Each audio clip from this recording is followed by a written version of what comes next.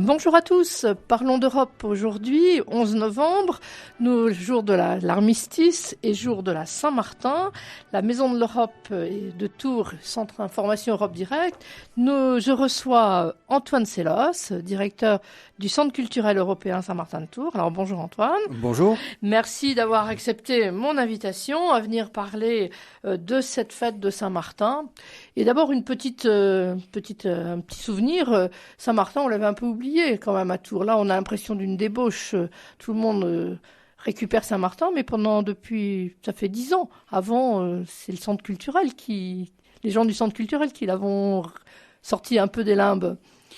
Disons que effectivement, à partir du moment où on a créé le centre culturel avec l'itinéraire culturel européen Saint-Martin de Tours, on a pu faire ressortir en Touraine, mais également en France et en Europe, tout un patrimoine qui était un peu oublié autour de Saint-Martin. Et donc du coup, aujourd'hui, on redécouvre ce personnage et on actualise, on va dire aussi le geste de Martin. Et ce sont des belles opportunités, en tout cas pour les prochaines années. Alors, effectivement, à Tours, on sait très bien, et en France de manière générale, le 11 novembre, c'est l'armistice. On a l'impression que ça a complètement voilé Saint-Martin. Pourtant, à Tours même, il y a dans la basilique l'ex-voto du maréchal Foch, remerciant Saint-Martin pour l'armistice. Alors, il est très connu, mais il y a aussi un autre ex-voto dans la basilique, dans la crypte, qui raconte, qui met 6 personnes en situation, 6 laïcs, 6 militaires, enfin un peu tous les états de la société qui remercient Saint-Martin. Alors, vous avez, je crois, une anecdote sur le maréchal Foch.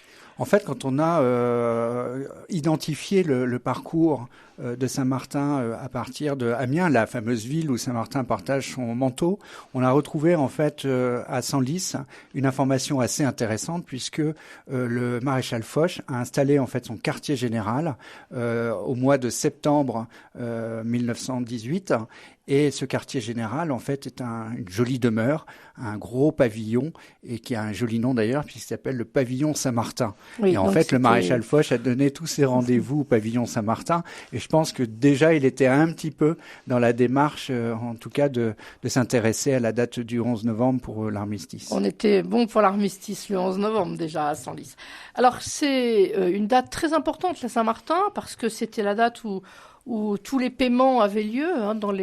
C'était le paiement d'essence.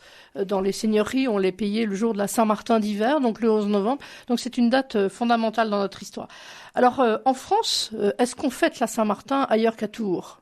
En fait, le problème, c'est qu'effectivement, quand l'armistice est positionné sur le 11 novembre, on a perdu au fur et à mesure la tradition autour de la Saint-Martin. Et effectivement, vous avez raison, le 11 novembre, c'était le moment où on faisait de grandes fêtes en France en particulier.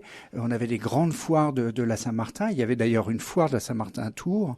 Il reste encore d'ailleurs une foire de la Saint-Martin à Angers et dans d'autres villes. Mais aujourd'hui, en fait, on a un petit peu oublié toutes ces fêtes et toutes ces traditions. Et finalement, il faut sortir un petit peu de France pour pouvoir retrouver les grandes fêtes d'autrefois. Alors, il en reste quand même quelques-unes en France, à Dunkerque en particulier, où les enfants, en fait, s'en vont avec des lampions sur la plage et ils vont chercher, en fait, l'âne de Saint-Martin, puisque Saint-Martin aurait perdu son âne. Et donc, ce sont les enfants qui vont aider Saint-Martin à retrouver l'âne et ils le retrouvent. Et pour récompenser en fait les enfants, Saint-Martin transforme les crottes de l'âne en confiserie. Et donc c'est une petite spécialité, on va dire, de Dunkerque. Et c'est une véritable fête qui est tout à fait respectée. Alors on retrouve d'autres fêtes après sur le thème des lampions en France, mais c'est surtout en fait dans le reste de l'Europe que on voit ces grandes fêtes importantes. Alors justement, on va parler du reste de l'Europe puisque ce centre est un centre culturel européen qui est né avec la fondation d'un itinéraire culturel classé par le Conseil de l'Europe. Alors peut-être un petit mot de présentation de ces deux réalités que sont le centre et les itinéraires. En fait, en 2005, on a été classé, labellisé grand itinéraire culturel du Conseil de l'Europe. Et l'idée, en fait, c'est d'unir les Européens autour d'un patrimoine commun. Et on a pris donc les grandes villes de la vie de Saint-Martin et de son culte et on les a reliées par des chemins. Donc voilà, c'est une des activités du centre culturel.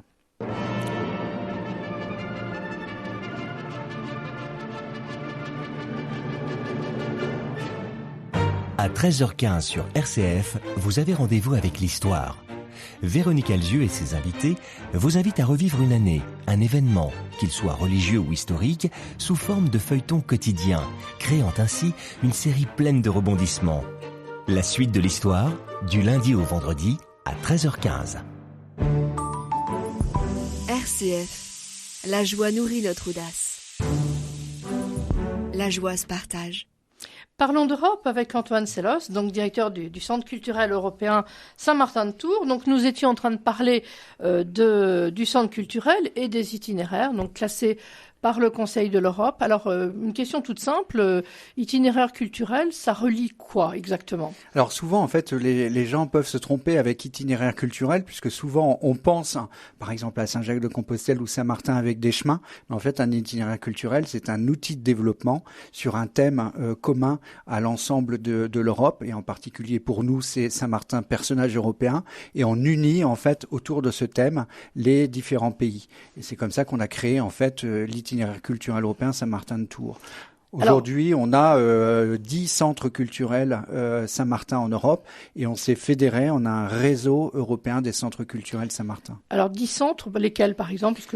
Alors brièvement, on a la Hongrie, on a un centre culturel en Slovénie, en Croatie, on en a deux en Italie. Parce que c'est la Hongrie parce que c'est le lieu de naissance de Saint-Martin. En Slovénie puisque c'est le passage de Saint-Martin pour aller en Hongrie en particulier. L'Italie évidemment, et Saint-Martin grandit à Pavie en Italie. Et puis on a un centre culturel aux Pays-Bas. Aux Pays-Bas, oui. Alors Saint-Martin n'est pas allé aux Pays-Bas en fait, mais comme on est aussi sur le développement du culte, la ville d'Utrecht en particulier a une cathédrale Saint-Martin, oui. Et la ville est dédiée en fait à Saint-Martin de Tours. Il y a à peu près 14 cathédrales Saint-Martin en Europe. Oui, dont Bratislava, évidemment Lucca en Italie. On a aussi Utrecht, on a Poznan. Enfin, il y a un grand nombre de belles cathédrales. Mayence en Allemagne. Mayence, oui. Et puis même en France, on n'a pas de cathédrale Saint-Martin, non. Mais on a une collégiale qu'on appelle la collégiale de Colmar. On appelle la cathédrale Saint-Martin. On l'appelle la cathédrale, mais c'est une collégiale. Et puis on a une pro-cathédrale en Corse, dans un petit village qui s'appelle Vescovato. Donc la Corse qui joue un rôle important dans les. Alors voilà en tout cas un lieu où effectivement le culte de Saint-Martin se perpétue puisque à Patrimoine en particulier le 11 novembre on fête évidemment Saint-Martin le grand saint dans l'église Saint-Martin de Patrimoine et puis ensuite on passe aux célébrations militaires avec le 11 novembre pour finir par la mise en Perse du vin puisque c'est à la Saint-Martin qu'on boit le vin nouveau, c'est-à-dire le vin de la Saint-Martin, et non pas, comme en France, par exemple, le Beaujolais, le 3e jeudi du mois de novembre, ce qui n'a aucun sens, sinon un sens commercial. Voilà qui est dit. Donc, des fêtes de la Saint-Martin, on n'a pas parlé de l'Allemagne. L'Allemagne, c'est important parce que l'Allemagne n'a pas de raison de fêter le 11 novembre comme nous l'avons, et elle est restée attachée à la fête de Saint-Martin. C'était frappant il y a quelques années. Oui. Alors, comment on fête la Saint-Martin? Alors, en fait, pour les Allemands, Saint-Martin est évidemment très important. C'est une fête très importante parce que tous les petits Allemands descendent dans la rue le 10 novembre au soir avec des lampions et suivent Martin à cheval qui va, à un moment donné, couper son manteau pour le donner à un pauvre. Et pour les Allemands, ça a un véritable sens très fort. Et dès que vous parlez de Sainte-Martine aux Allemands, tout de suite, ils comprennent. Alors, c'est une fête importante parce qu'il faut peut-être rappeler que Saint-Martin s'est rendu à Trèves, en Allemagne, pour rencontrer l'empereur, puisqu'il était sujet impérial. Et il va quitter l'armée à Worms. L'armée à Worms, voilà. Donc, alors, il y a un autre point aussi qui est très intéressant, c'est qu'en fait, le 10 novembre en Allemagne, c'est la fête de Martin Luther. Et donc, en fait, les Allemands fêtent Martin Luther plus Saint-Martin de Tours. Donc, c'est plutôt assez amusant.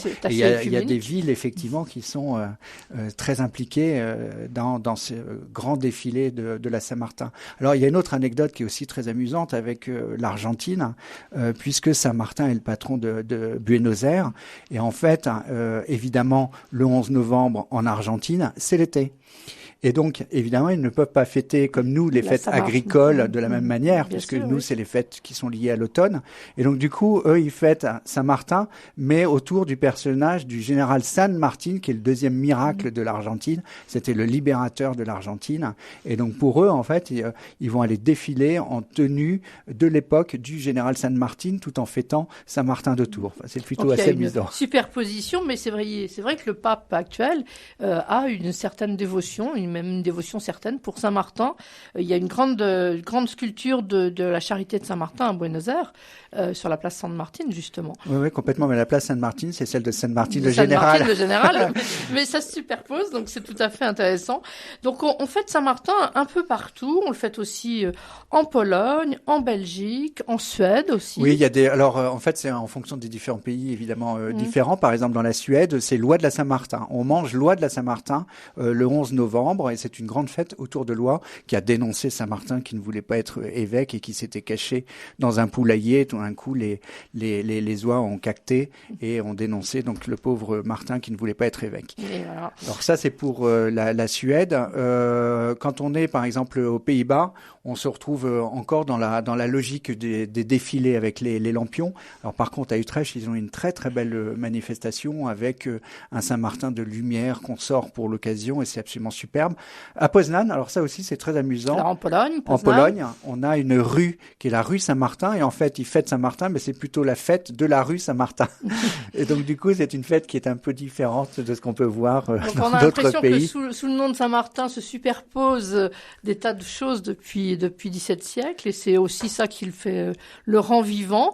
Donc bien cette émission se termine. Donc ce 11 novembre, fête de l'armistice, mais aussi fête de la Saint-Martin d'hiver. Donc j'espère que vous avez profité des spectacles et des concerts qui sont donnés pour cette occasion. Et puis je vous signale au passage que le Centre culturel européen et l'université ont fait un site de recension de tout le patrimoine martinien dans le monde. C'est un site interactif que vous serez admis, si vous voulez, à fréquenter et à nourrir. Donc n'hésitez pas. Et je vous souhaite une bonne semaine et à bientôt.